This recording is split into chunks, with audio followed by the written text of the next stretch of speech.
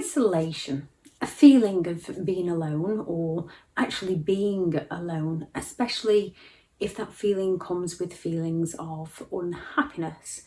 Being isolated from friends, from family, from support, be it emotional, physical or financial support. This video is about the narcissist isolation, why they isolate us, the effects isolation has on us, the different things narcissists isolate us from, and how we can overcome loneliness, the steps you can take to overcome loneliness and no longer feel unhappy, no longer feel that isolation. Thank you very much for all the returning subscribers. I will find time to get on and answer all the comments. If you are new to the channel, my name is Elizabeth Shaw and this channel is all about the narcissist personality disorder, to give you more understanding of the things you might have been through within your life, how to handle narcissistic people if you cannot go no contact with them, and different methods for you to try to find the right one that suits you to recover from narcissistic abuse. So, isolation is when a narcissist will isolate you from any form of support, any friendships, any hobbies, any finances, and they don't go all out and do it straight away, because obviously we would know then that something was wrong within the dynamics of the relationship. They lead us to believe one thing that seems very, very reasonable, and as we go along with that one thing, they slowly chip away at all the other things, in the end leaving us drained and leaving us isolated, leaving us feeling lonely, leaving us feeling depressed, leaving us feeling anxious. So why do narcissistic people isolate people? Often with many it's more of an impulse behaviour, because they've got these characteristics running in the background of who they are. It is an instinctive pattern of behaviour, a learned behaviour that they use to meet their own need. With others it is more calculated. How we can try and come up with theories of why narcissistic people isolate people. It's often based on the characteristics of their actual disorder. Often narcissistic people will have that trait of arrogance, whether they show that to other people, and there's many different ways. There is a video on arrogance which I shall link up here. There is many different ways narcissistic people can come across as being arrogant, from being unpleasantly proud to who they are as a person, to tearing other people down to build themselves up as a person. With that arrogance quite often running in the background is some form of insecurity. We can all have insecurities within us. Most people try to make other people feel better about themselves so that they don't feel insecure like they do, or try and make people feel better about themselves so that the person who feels insecure can feel better about themselves. Narcissistic people work the other way. They have to pull other people down. They have to make themselves out to be better than other people to feel better about themselves. So with that insecurity running in the background, they can often isolate people for their own fear of being abandoned by people. The more they can isolate people, the more they can control that person. Narcissistic people are very good at abandoning other people, but they'll often have someone else lined up to take the place of the person they're abandoning, often leaving the person that they've abandoned with no support network, no friends, no family, or very limited support, so that the narcissist can swoop back in as and when needed. Envy. Narcissists are very envious people, whether they obviously come across as envious or whether they just with the arrogance put other people down, tear other people down, make fun of people's looks, make fun of people's possessions, make fun of people's experiences to feel better about themselves. So narcissists because there's lots of things running within the characteristics of who they are, there's quite a few reasons why they can't connect to people on a genuine level. There is a video of why they don't care, which I'll link up here, because that explains more on why they cannot connect with people on that genuine level. So they can often feel very envious of other people's friendships, of other people having that family dynamics, especially if they came from a narcissistic family themselves and then turned out to be a narcissist. Not everyone that comes from a narcissistic family does turn out to be a narcissist. Plenty come out to be survivors of narcissistic abuse and very empathetic towards other people and people pleasing and end up with narcissistic partners. But if a narcissist has come from a narcissistic family and you haven't come from a narcissistic family, or you've got members of your family that aren't narcissistic, they can be envious of that relationship you have. If you have a big friendship group and you're with a fragile narcissist that hasn't got that big friendship group, they can be quite envious of these things. Hobbies, your career, if they perceive you to be doing better than themselves because of that belief that they are special, they can be envious of your career and they can want to take that away from you to feel better about themselves. Requires excessive attention. So if you're giving your attention to your job, if you're giving your attention to your children, if you're giving your attention to your mother, your father, your friends, whatever you're giving your attention to is taking that attention away from the narcissist. So the narcissist is going to try and find ways to cut these things out of your life that takes your attention away from them so that they can claim the attention onto themselves.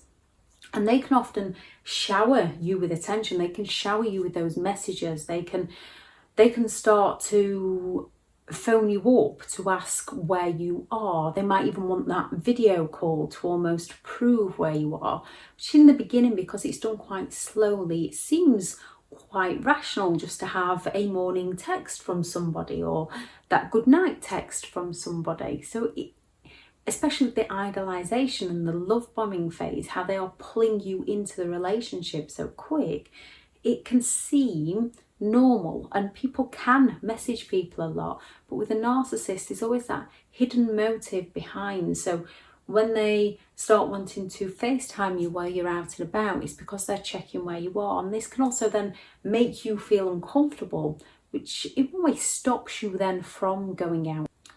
Their entitlement. They feel entitled to have you all for themselves. They feel entitled. They know from perceptions that it might not work if they just came straight out and told you that. So it's going to be done over time to hook you in, to bait you into believing they are such an amazing person, to future fake and offer those dreams with you. So it gives you that belief within them, that hope within them. And then they slowly take these things away. But because you haven't got the financial support, because you haven't got the friends and family for support, you become trapped in what feels like a lose-lose situation, although there is always a way out, a safe way out. Exploitative. So whatever they do is to con people into believing something so that they can meet a need of their own. And having you isolated from that support system, having you isolated from finances, having you lose your hobbies, your dreams, your career, leaves them to further gain their control over you. Isolation is so effective because it leaves us feeling hopeless, it leaves us feeling unmotivated, it leaves us feeling unhappy, it leaves us feeling anxious, it leaves us walking on eggshells around them to please them. It leaves us feeling depressed. With the added fear and the obligation to the narcissist with all their gaslighting, we become very fearful of stepping out of line. We become very lonely. We blame ourselves, question ourselves, doubt ourselves. The only person we've then got to turn to for support is often the narcissist, as most often when people are feeling these kinds of things, even if they have still got a few people around, they don't want to go and approach these people. And if they do go and approach these people, You don't go and blurt it all out in one go. You might just say one little thing. And if you speak to someone that's a survivor of narcissistic abuse, they will tell you what it is in many different formats. But if you speak to someone who isn't, they will say things like, I'm sure they have your best interest at heart, or I'm sure it's not that bad. So if we don't speak to the right people, they unwittingly don't realise most often that they are doing this, but that causes that confusion within our minds, so we fear speaking out from other people to other people. And also our own pride and our own ego. If you've got family members that aren't so keen on the person you are dating, and you carry on dating them because you see that good side in them, when you start to see that toxic side in them, our own pride and ego can stop us from admitting that to people for fear of judgment from those people, for fear of judgment from those people around you. Which in reality, it doesn't matter what anyone else thinks of you. Your intentions are for you. Your emotions are for you. If other people do not want to understand you, that is for them, not you. We all have insecurities. We all make some form of mistake in life. We all have errors in judgment. We all have different perceptions. So it's about being accepting of other people's, and if we can, either do it in a kind way or where we have to just simply walk away.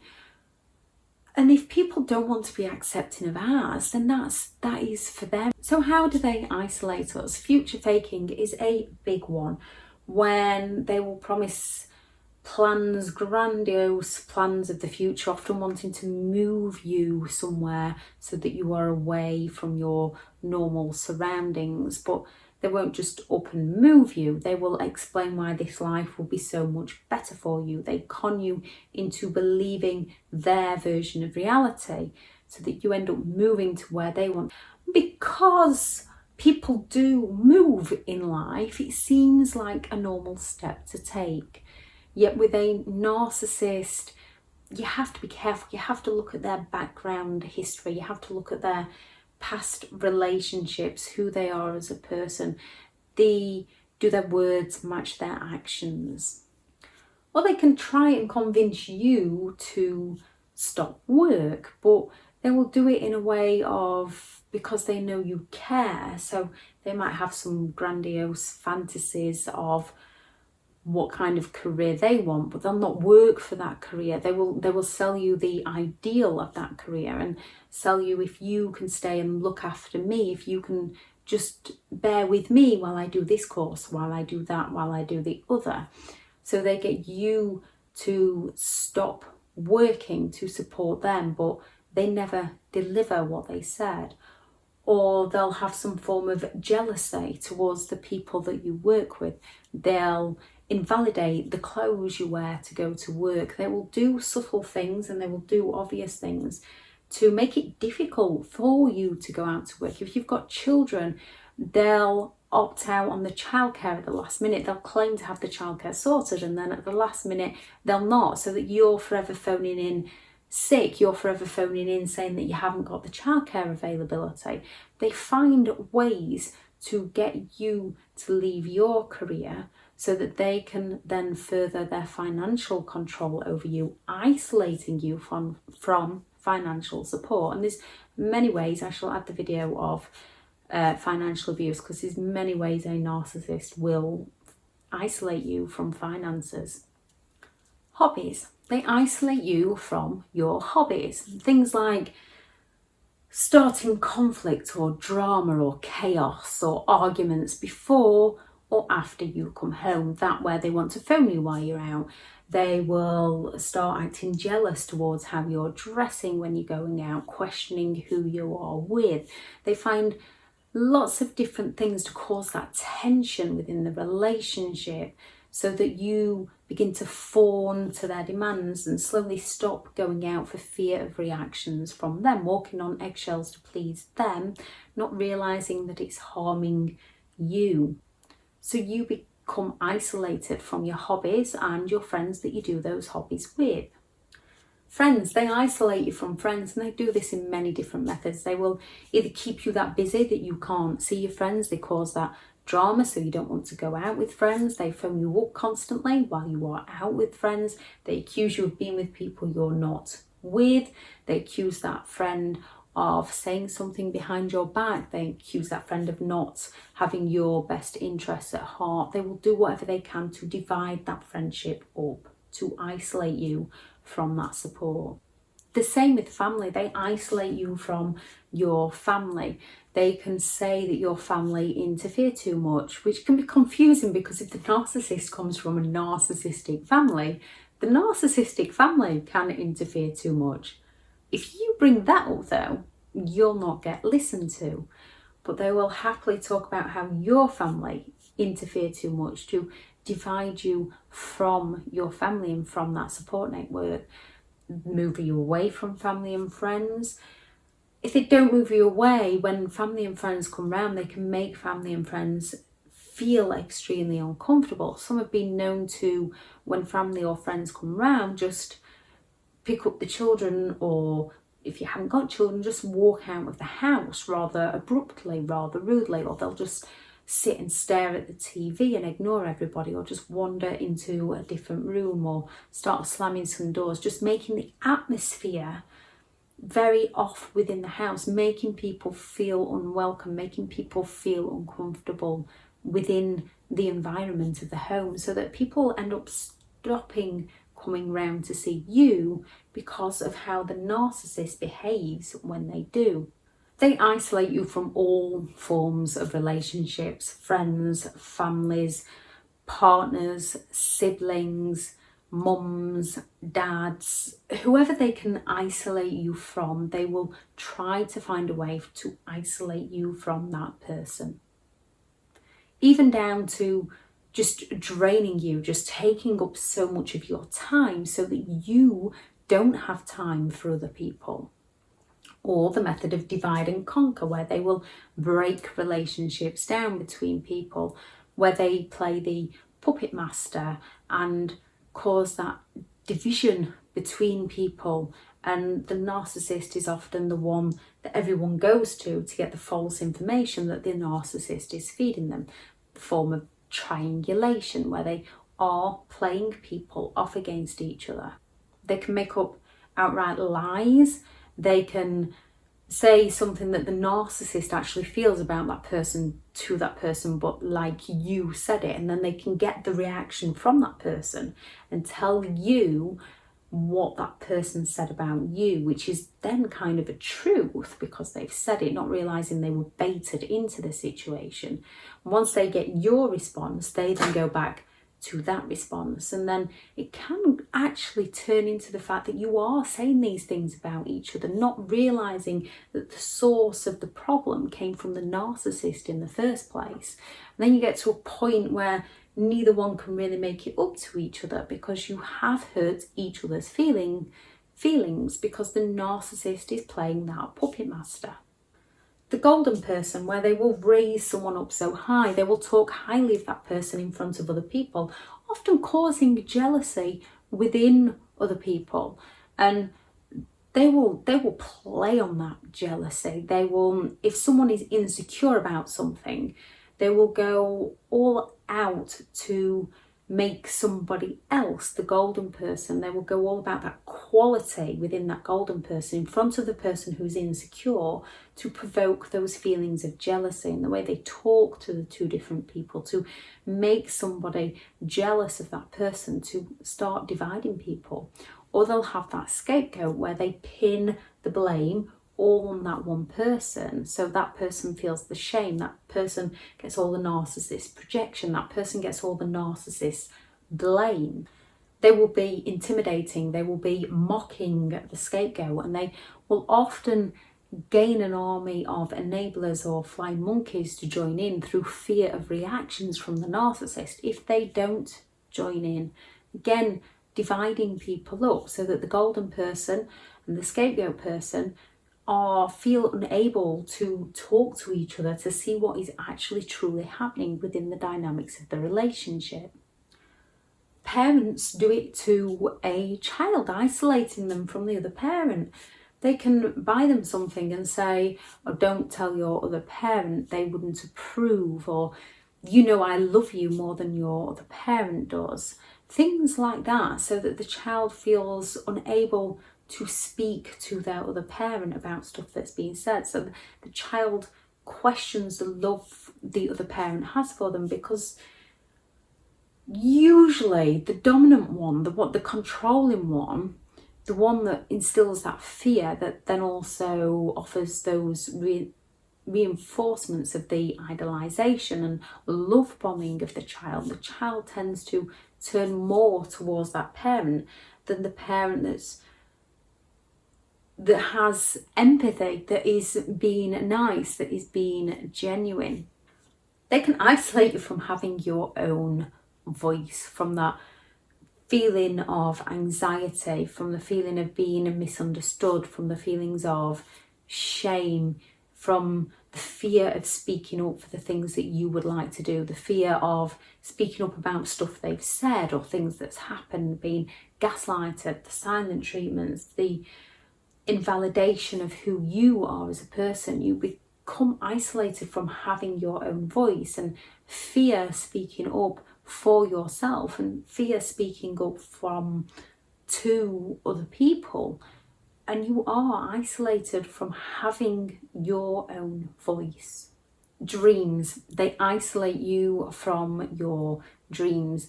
They find out your dreams, they know what your dreams are. If it's a narcissistic parent, it's a different dynamic, because they try to instill their dreams on you, ignoring your dreams. In a partnership, they will find out your dreams, they will find out your hopes for the future, they will mirror these, they will match them back to like for like, they will pass them back on to you, they will promise you them in the future, and then they'll not deliver time and time again.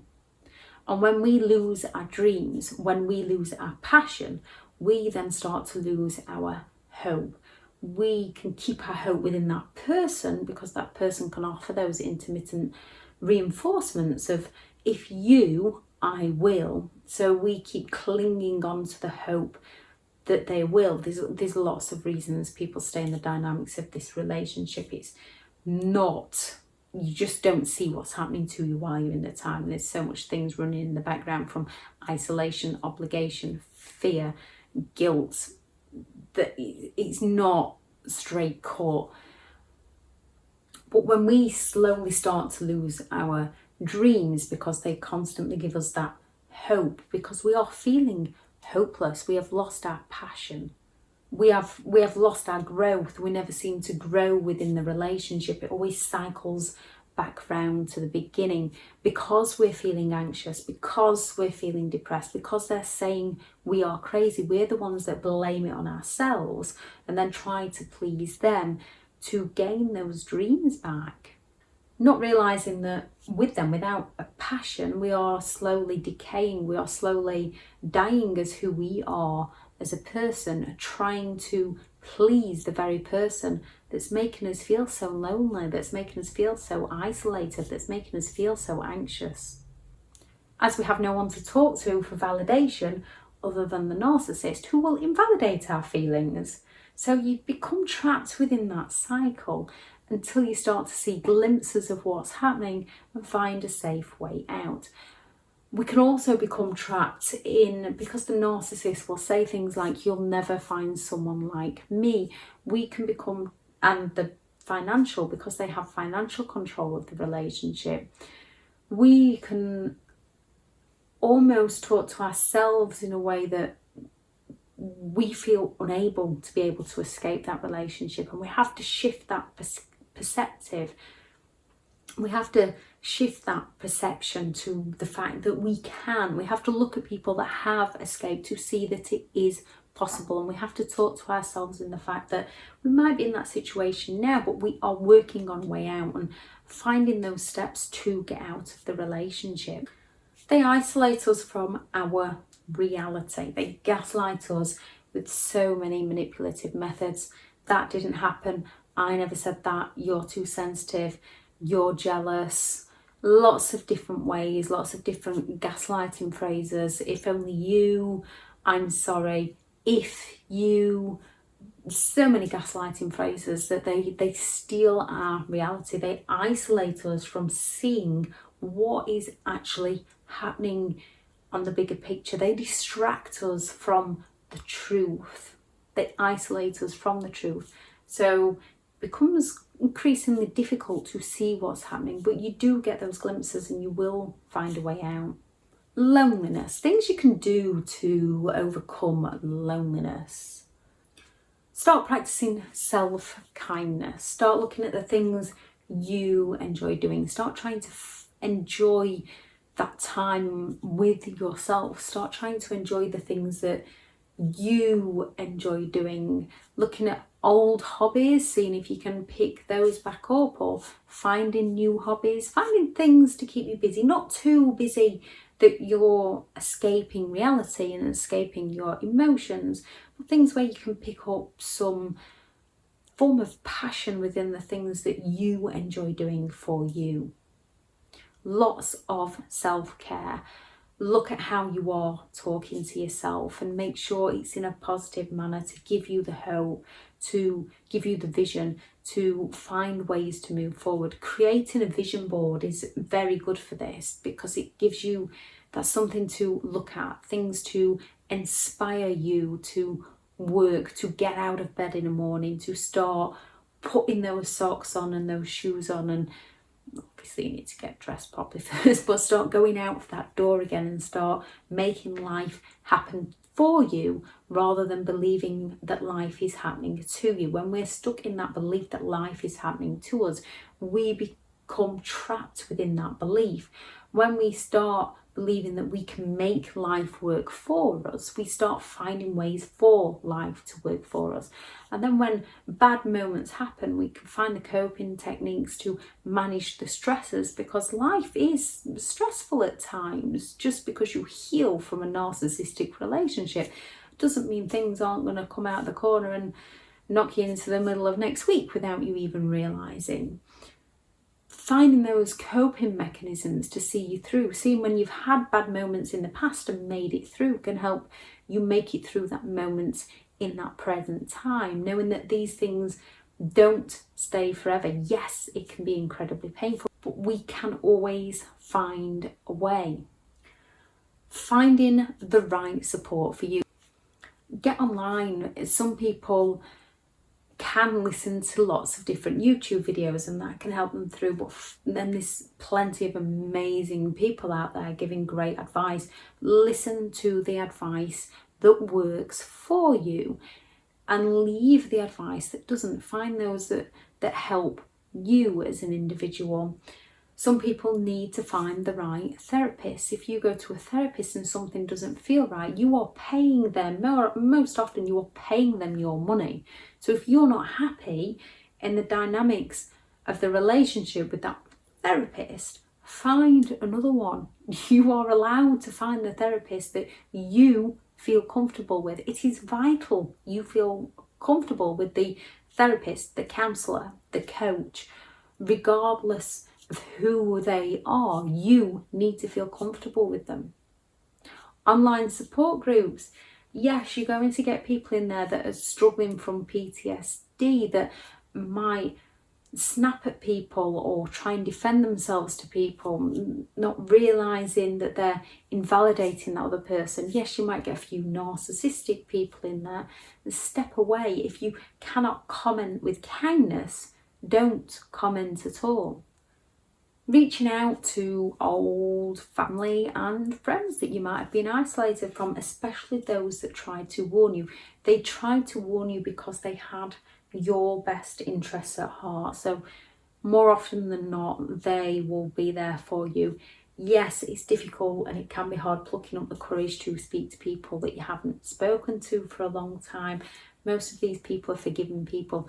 If this was the other way around, and this has happened to your friend or your family member, and they've slowly been isolated from you, and then they come back to you, you would most likely open up your arms to them and welcome them back in. So if they are genuine friends and genuine family, they will most likely do the same for you. Find your voice. Some people want to shout it from the rooftops, and that's fine. Some people don't, and then don't. Some people just want to speak to one or two people. Some people feel safe is just speaking to a therapist or a coach, and not wanting other people to know too much of the dynamics of what's happened to them throughout their lives.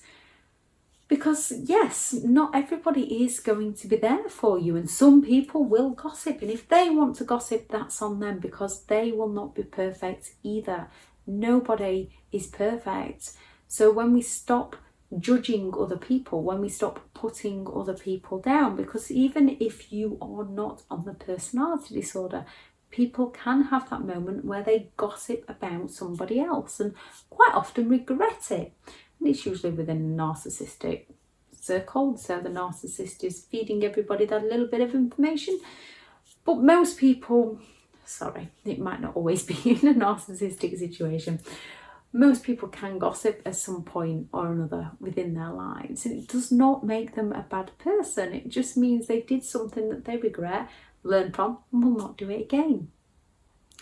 I shall add in the description the video for financial abuse to explain more on that, and the video for divide and conquer to explain more on that, as well as the video for gaslighting, because these are a lot of methods that play into a relationship, any form of relationship with a narcissist, that can isolate us and confuse us. If you are new to the channel and you find the information helpful on the channel, please do subscribe. And write that list today. Write that list of things that you really enjoy doing for you. Write that list today. Write a list of things that you enjoy doing for you. Whether that's books that you would like to read, a painting you'd like to do, a drawing you'd like to do, a jigsaw puzzle, hit the gym, go to the beach, go to the countryside, things that take photos of nature, whatever it is that you enjoy. Start looking into those things. Going to the movies, going for a run, meditation, yoga. I'm just trying to reel off some examples, but write a list of the things that you enjoy doing for you, and start looking at ways doing more of these things and getting creative with these ideas so that you can find your passion, you can find your happiness. Thank you very much for listening. I hope everyone has an amazing day. Bye.